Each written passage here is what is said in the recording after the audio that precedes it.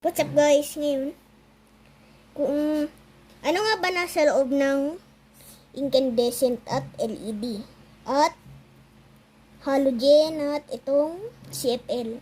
So nakikita nyo naman dito, may apat ako ditong ilaw. So meron tayo ditong incandescent, halogen, ito, at itong ating sunog na sunog ng CFL ito. So, ito yung LED natin. Yan. So, umpisan natin. So, meron nga pala ako ditong incandescent. So, kung nakikita nyo, ayun yung nasa loob niya. So, kung makikita nyo, may vertical filament siya dun. Ayun. So, yun yung nasa loob niya. So, clear lang ito. Ayun. So, yun lang yung loob niya, yung vertical filament na yan. Next, halogen. So, may vertical filament lang siya dun sa loob. Parang yung normal na incandescent. Yun. Kung nakikita niyo, ayan o. Kung sa CFL naman, dito mo siya makikita. Ibali itong CFL pala na ito. Yan. Kung screw. Teka, post ko muna saglit. Kukuha ako ng screw. So, meron ako ditong screw driver. Ito. Gagamitin natin to. Kailangan guys, flat para ma-screw nyo dito. Dito.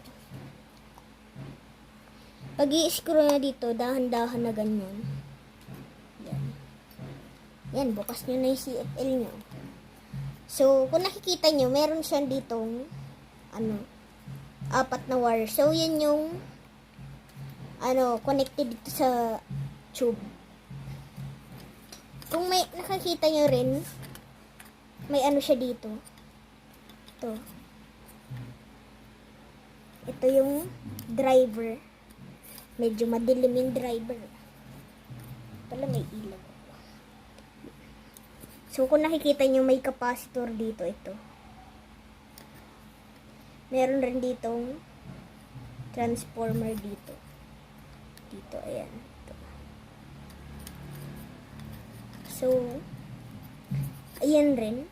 Dito rin siya nakakunik sa screw. Ito siya. So, ito yung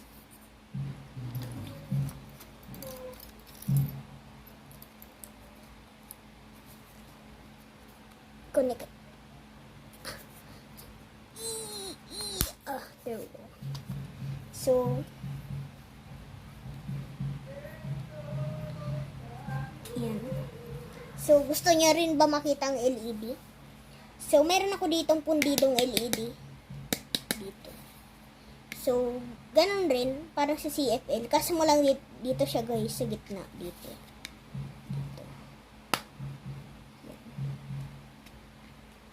So, yan. Pag nakita nyo may lumabas na parang nakalubog, okay na yun. Yun. Pipisilin nyo lang, tapos gaganin nyo.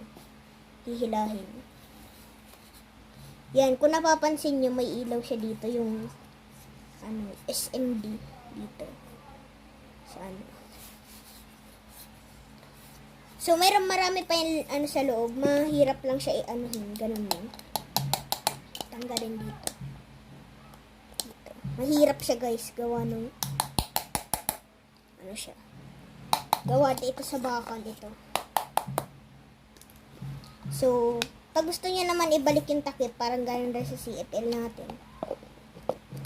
Ipapantay niya dito. Pantay lahat yung guhit na yan.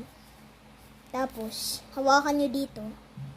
Tapos dito. Parang yung nakain kayo ng burger na kagano.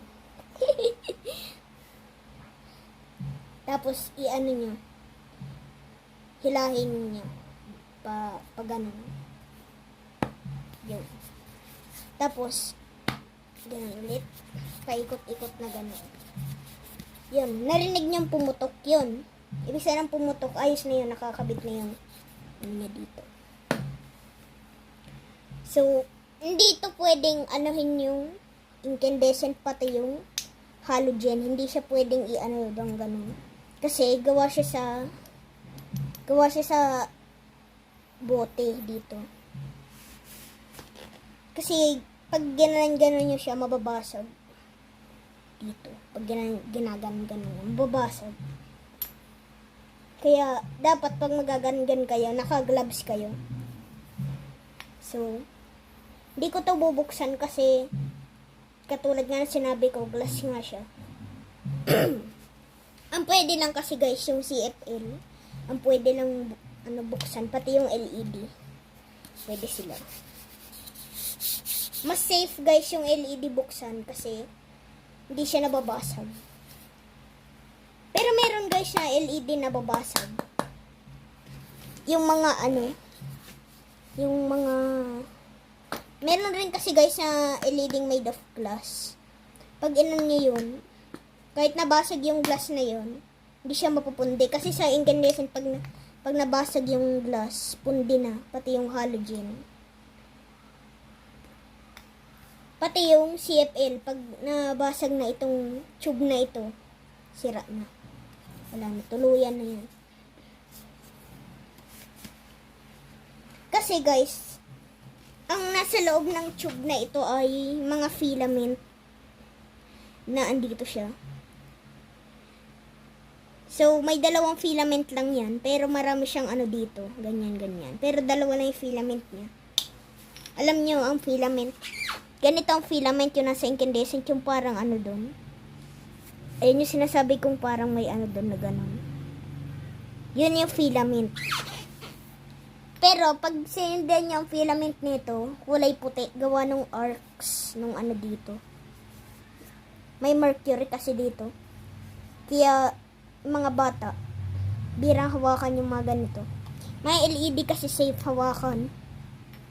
Pero itong mga hindi na pwede siguro itong sa mga ibang itong incandescent.